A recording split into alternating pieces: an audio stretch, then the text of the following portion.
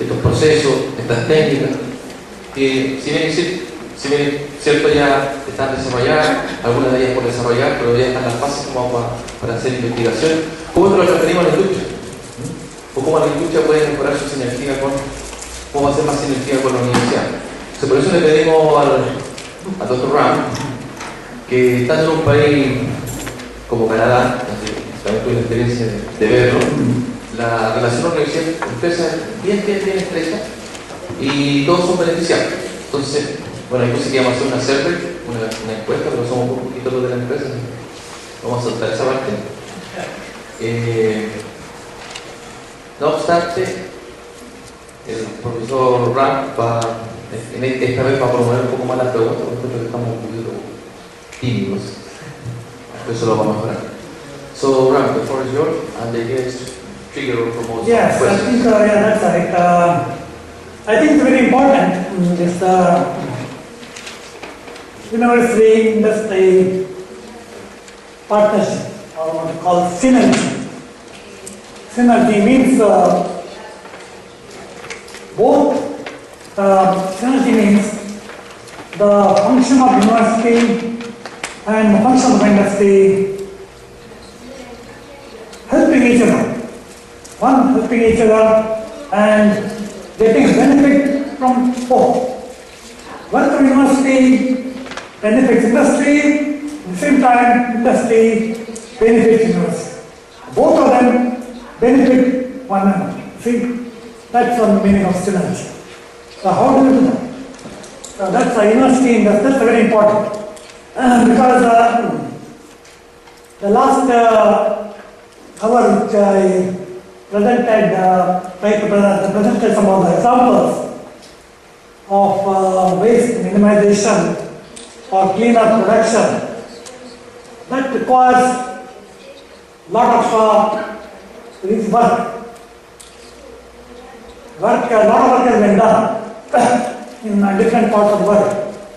But if you want to use it for any particular situation in Chile, for example, you need to work, you need to research on different areas where it is of interest to you.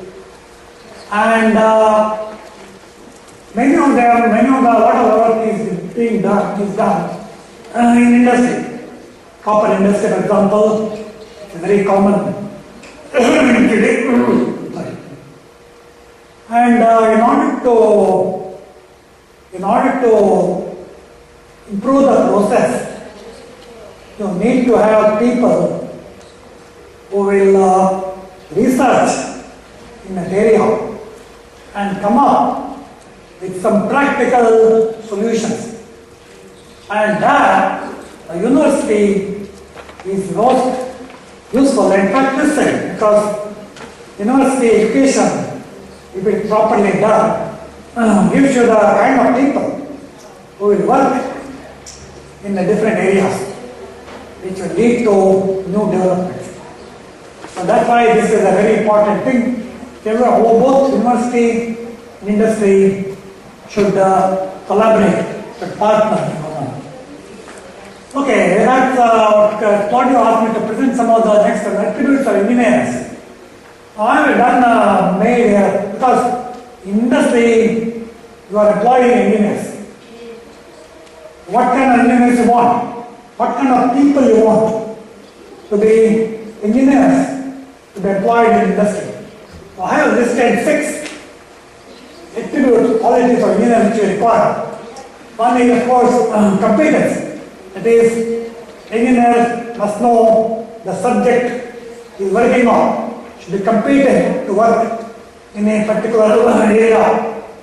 That is very clear. The next one I have put is character, honesty and integrity.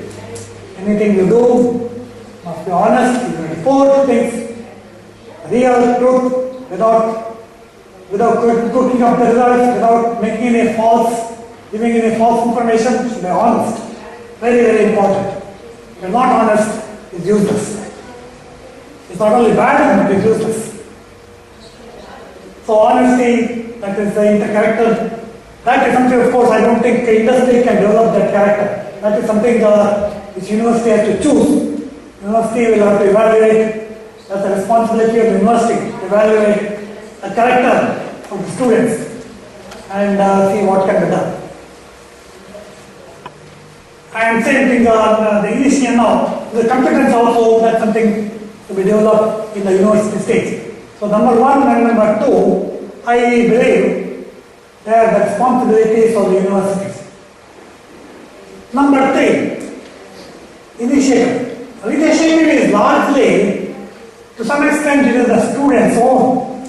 The students, because it's some way related to the students' character of student initiative means students, the engineer must take initiative to do something new or try to improve a process.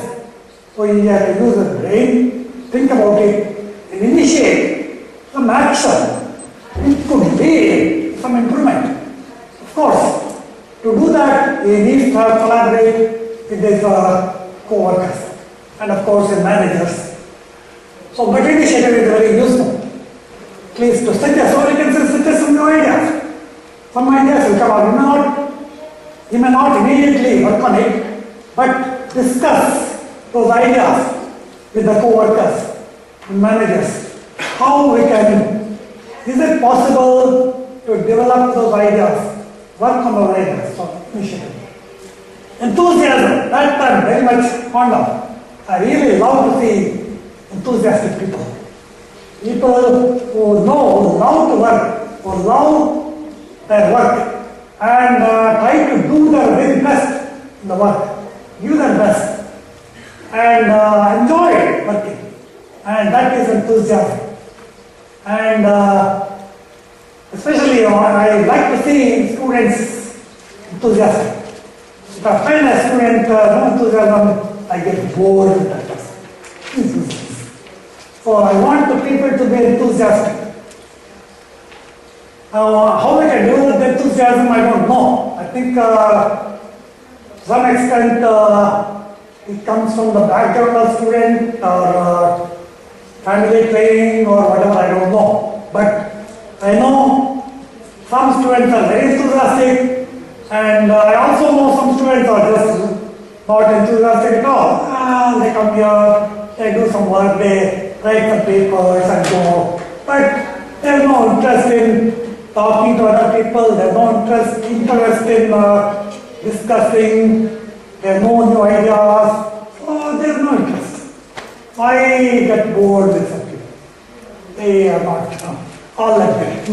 Anyway, so I would like to see enthusiasm and the quality of the engineer.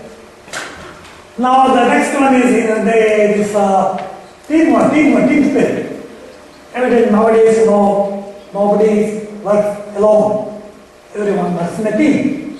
And people should know each other, get on with each other. So team spirit is absolutely necessary. If there is no team spirit, there will be no progress. And responsibility. Now the last one is social responsibility. That I think is a relatively new one, because I think everyone doesn't talk about it. I must, I'm sorry to say this. Social responsibility is not completely recognized, but it's very important. Because we are a part of the society.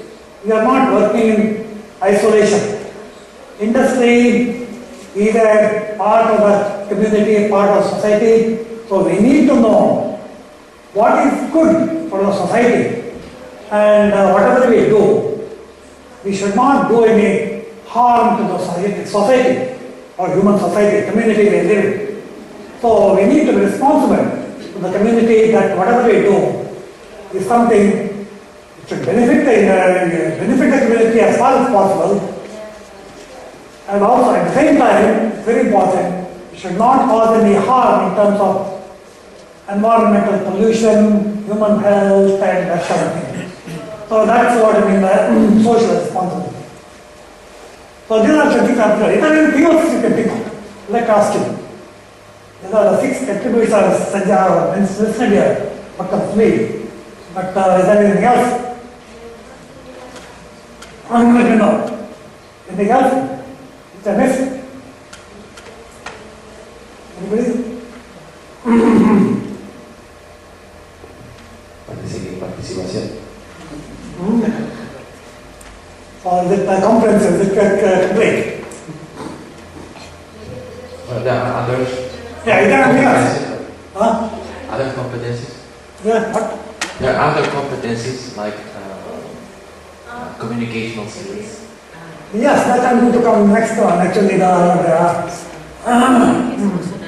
when I say people understand communication skills, that's what we need to. I'll come to that in the next part. Communication skills that develop in Communication. that included in the competent, but I'll come to that in the next one. Yeah, communication skills will add to that. That's right. Yeah, next one. Okay. Now, university, so we only to understand the function of university.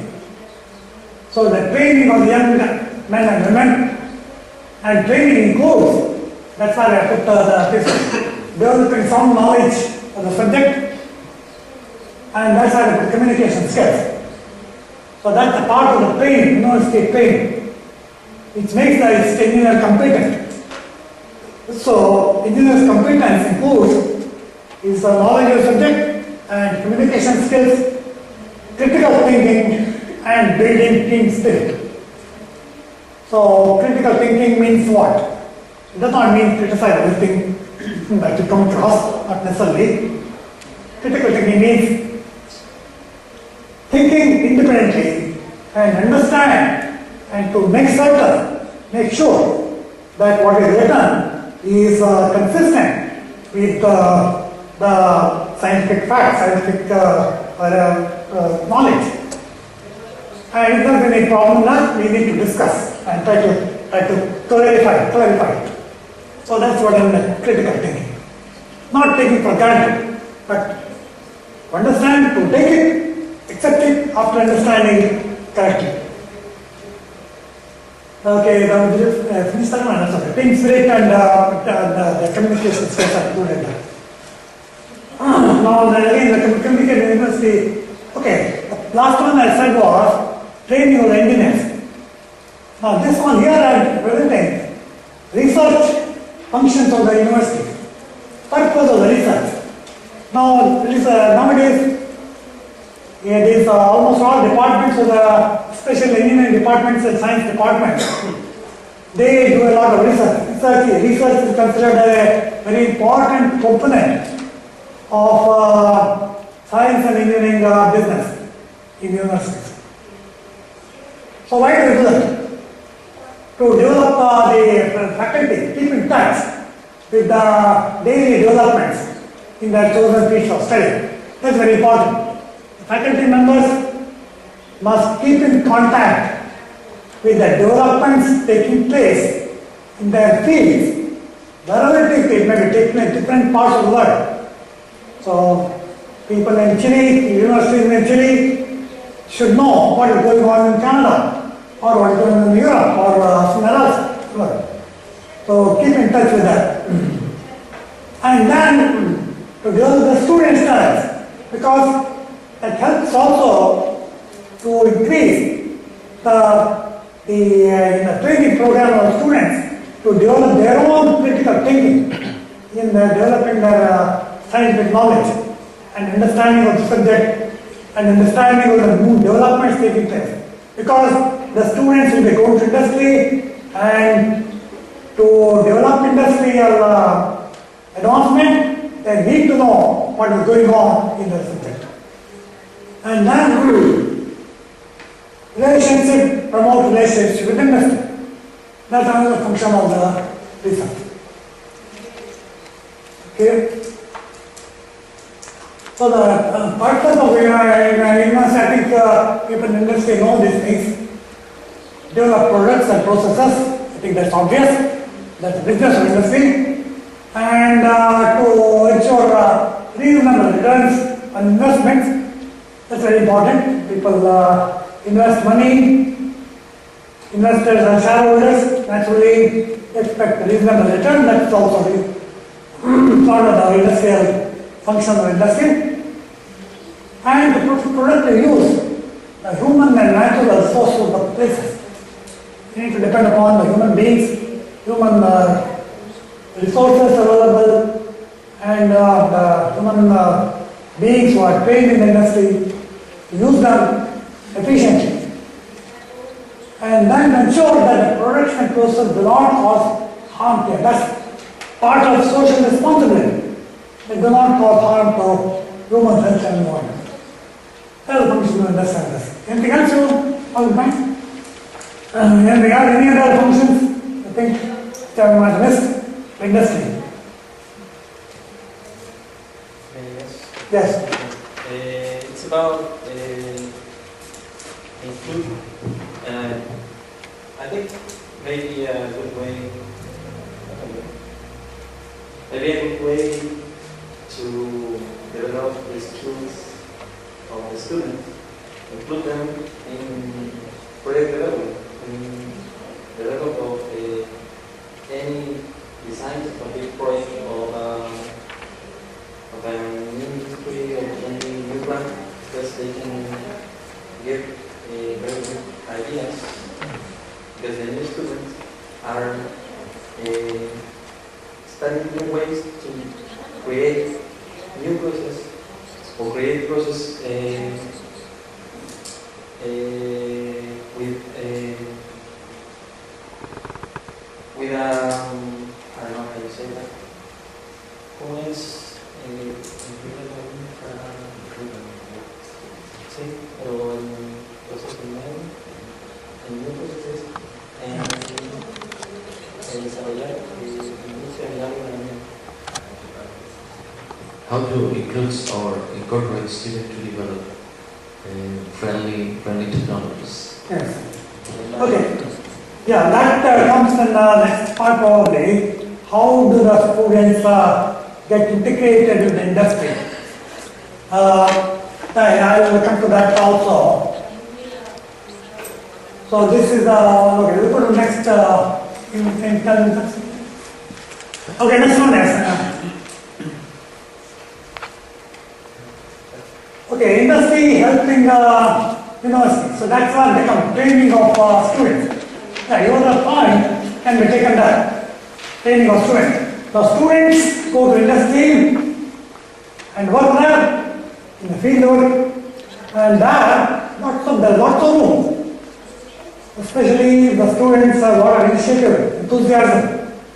They can come up with ideas and suggest the industry managers that can we work these ideas, at least try to work these ideas. So your point is I taken. It's very important because the students, in Canada, that's what we do. The student need this exposure to industry and operation. And in Canada, what we do is this is done by periodic trips to industrial and summer job training purpose, summer job training. I don't know how it's done in Chile. The same as okay, good. So when I go to industry for summer jobs or any short-term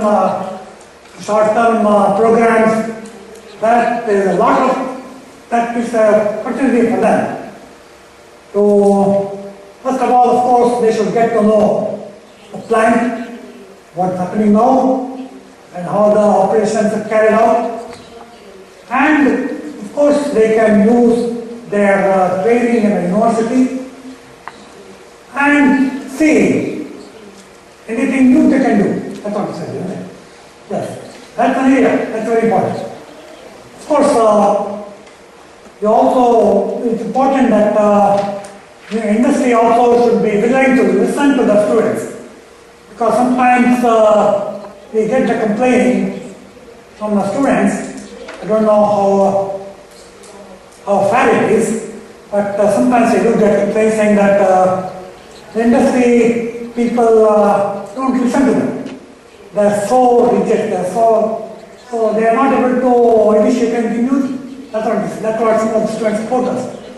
I don't know. I mean, it may not always be fair also, because it's quite possible that industry has certain restrictions and are not able to do it, I don't know. It is, but as far as possible, I would like the industry to be flexible, at least to listen to the students' ideas and see how we can make them work, if at all we can make them work. So it's a both ways. It's a matter of collaboration. Yeah, there's the health industry. No, previous one. No, previous one. This one. Okay, yeah. So, Yeah, that's the next best, I guess. So I evaluate to industry page, even the faculty understand the different day-to-day operations. Because in order to get the maximum benefit from the university faculty, the industry should extend to them the day-to-day operations. And that helps the faculty to explore ideas which can in turn help the industrial operations. So the industry should explain to the faculty or the faculty should try to learn from industry, like the day-to-day operations, and then use their brain, use their knowledge to see what improvements can make. Sometimes there could be some problems, problems keep coming up in the industry, and how to tackle those problems. That is where university steps in, comes into play to tackle any day-to-day problems that come. For example, just last week, we got a problem in Canada in the nickel industry, saying that they are observing some strange smell in the effluent. Very bad, and not a good smell, strange smell in the effluent. So they are asking us, what does that smell do? It is because of some reagent used, which has decomposed and caused some compound which is giving rise to this smell. So they come to us. That's fine. They welcome that challenge. And we made some suggestions that this could be the reason, and they need to investigate it further. So this type of things keeps coming. So that's very important. That's why another reason the university collaboration is so very necessary. Okay, university has to university. One of the other. Now I just want to give an example. There are many ways by where university has helped the industry in the past and continues to help. I'm just giving an example of Canada, Canadian metallurgical industry. This development took place about, I'll say, almost 20, 30, 25 years ago. I think those who are familiar with the separation process, we know that one of the main objectives in separation is selective separation of the minerals. Now that is done by using the different reagents and the different quantity of the reagents. Now that process was working all right, but not as well as you would like to. There is room for improvement. So it is what are the different reasons?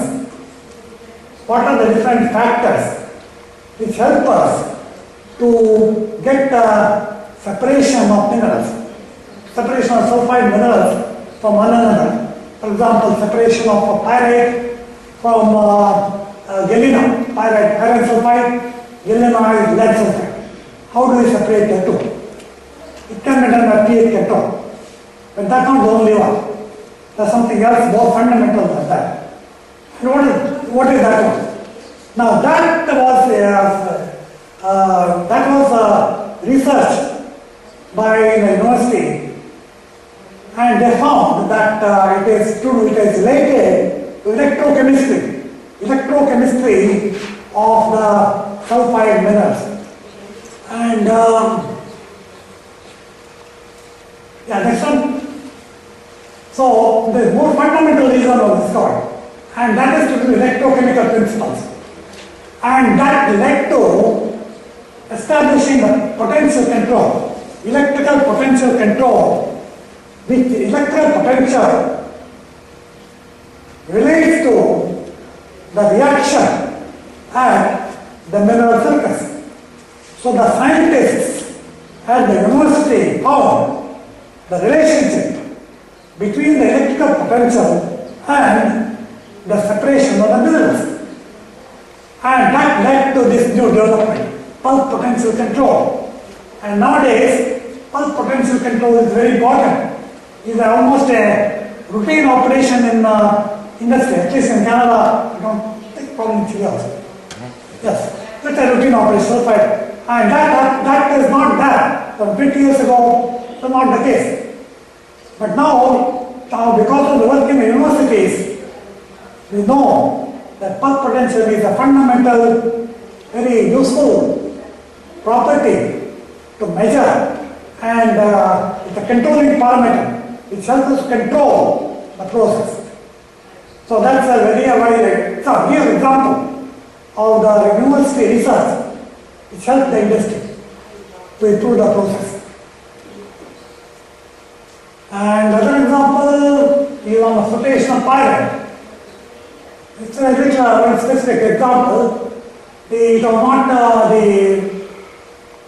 pyrite is supposed to float at pH 6, but it did not. It was not floating at pH 6 as well as it should be theoretically floating. So why? Because they found that galvanic interaction.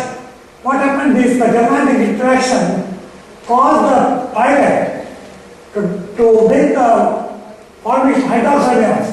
Hydroxide ions are produced on pyrite surface because of galvanic interaction. Now galvanic interaction is a little complex, it's an electrochemical reaction. So I just written in the form of a diagram just to explain to what happened. Okay, next one. Next one is so what happens is FBS is pyrite. This is ferrite, zinc sulfide. Now the electrons go from zinc sulfide to iron sulfide. And then electrons negative charge. The negative charge with oxygen molecule forms the OH minus. And OH minus, which is produced at the pyrite surface, that reduces the flotation of pyrite. So although you still have the pH 6, the formation of this hydroxyl ions lowers the flotation of pyrite. And that was found by university research. They found it by university by measuring what's happening at the pyrite surface in terms of air. So now we know why pyrite does not float at pH 6, although theoretically it must be floating, but it's not because of this. If you get a single pyrite mineral, then it will float at pH 6. But in a complex ore, where pyrite is in contact with another mineral like ferrite, it will not float easily, because then you have the galvanic interaction. And that's a result of university research. So now we know. So that's why the pyrite cannot be floated at pH 6. So next, the university help in industry. The university faculty also can come with new ideas which can help and benefit the industry. So there are many examples like that. And one example I can give here from Canada. Next one. You can how it helps, all the new ideas. Now this is oil sands. Now, oil sands they are not known in Chile, but I know they are known in Venezuela, southern Venezuela. They are quite there are lots of them in Canada. In western Canada, in the province of Alberta, there are huge deposits of oil sands. What are the oil sands? As the name indicates, the sand containing oil. oil, not readily available oil, but can be converted to bitumen. Bitumen is a thick gooey substance. From that, oil can be, crude oil can be produced by cracking the bitumen. So, oil sands contain bitumen, and the bitumen is liberated, is separated from the oil sand by treating it hot water. Hot water that separates the bitumen from the sand, and the bitumen is separated by flotation, and then it can be used to convert to produce synthetic crude oil, synthetic crude. That's why Canada can export. Canada exporting now huge large quantities of crude oil to the United States. But the crude oil is produced oil sands. Now the oil sands, what happens then? You produce the bitumen. Then what happens? You will have the sand. What do you do with the sand? You can of course discard in the tailings ponds, or you can just reject it. You can put it back in the land. But that is not a complete use of the sand. Now, University of Alberta people found, professors found, that contains some minerals, valuable minerals, zirconium, titanium, vanadium, molybdenum, and they developed the processes where they can separate these minerals. And that's a wonderful example of university not only benefiting industry, but also generating, but also helping to develop new industries. You see, you are not only helping the industry to get a good value from the sand, but also has helped in developing new industries. The recovery of the valuable minerals in the sand. So that's a beautiful, wonderful example of the university helping the industry and the community in general. All community benefit because common.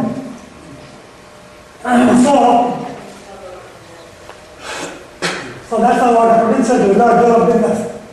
So that's one of some of the potentials you are generate training the students and using the talents and the talents of professors, and it helps to find out the use of the byproducts taking place, and that can give rise to new business, and the new business will be a spin-off from the existing industry or entirely new business from the byproducts from the industry. So that's the benefit of the university partnership, both of them. So this new business means obviously helps the economy and helps to create new jobs and helps to use our resources. The resources are not wasted; they are all used for the benefit of the community. So that's alternatively, the graduates also can do the same thing. Develop the spin-off the companies, develop spin-off companies, or do business. So the business will try to connect to the local government. That's another thing. Because the byproducts have to be used. Byproducts have to be used. For that, you need to know where they can use. So you need to connect to the local authority. For example, the use of slag.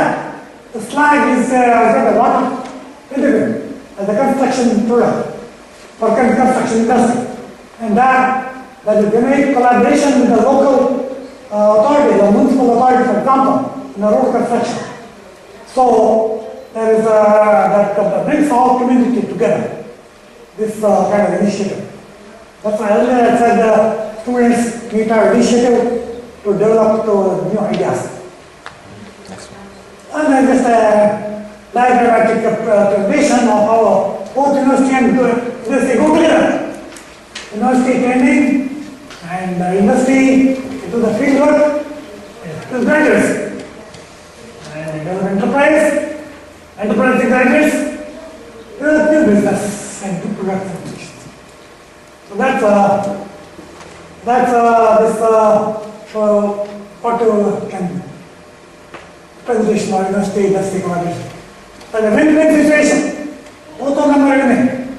Industry is winning because industry is giving the opportunities for the graduates to get training, and I would also say that industry, in view of the profit earning, will also sponsor research programs in industry.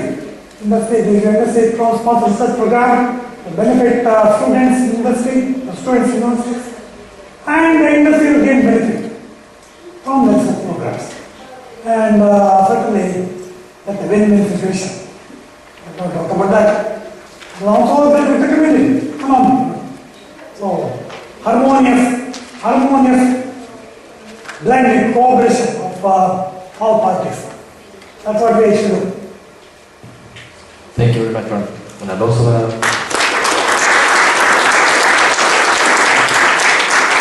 Bueno, en esta última sección me gustaría tener alguna consulta con los profesores, los estudiantes en cuanto a cómo podemos mejorar esta sinergia universidad-empresa.